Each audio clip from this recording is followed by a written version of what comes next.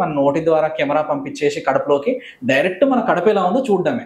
Same మన skin కి ఎట్లా అల్సర్ అయిందో మన తోలు మన కళ్ళతో ఎలా చూస్తున్నామో డైరెక్ట్ కడుపులోను కూడా మనం ఈజీగా చూడగలిగేది ఎండోస్కోపీ అనేది. ఎండోస్కోపీ అంటే ఒక కెమెరాను చిన్న ట్యూబ్ ద్వారా మన కడుపులోకి పంపించేసుకొని కడుపులో ఏం ప్రాబ్లం ఉందో చూడగలడం అన్నట్టు.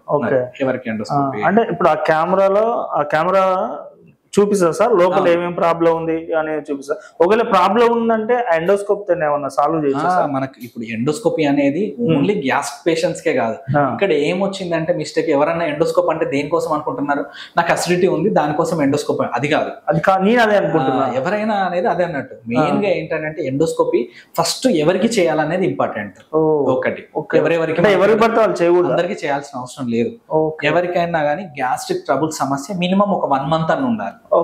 అట్లా నాకు ఇప్పుడు ఈ రోజు వచ్చింది, లేదా చాలా సివియర్ సమస్య, ఇది వేరే ఏ సమస్య కాదు, ఓన్లీ ఇదే సమస్య, మనం ఇది చూస్తే తప్ప చెప్పలేమన్నప్పుడు ఎమర్జెన్సీగా చేస్తాం. లేదు రెండో వ్యక్తి ఏంటంటే ఒక 1 month నుండి అతనికి అసలు ఎప్పుడు టాబ్లెట్లు వేసినా తగ్గట్లేదు, 1 month నుండి సఫర్ అవుతున్నా అంటే బెటర్ టు డూ. ఇంకొకటి ఏంటంటే రక్తవాంతి.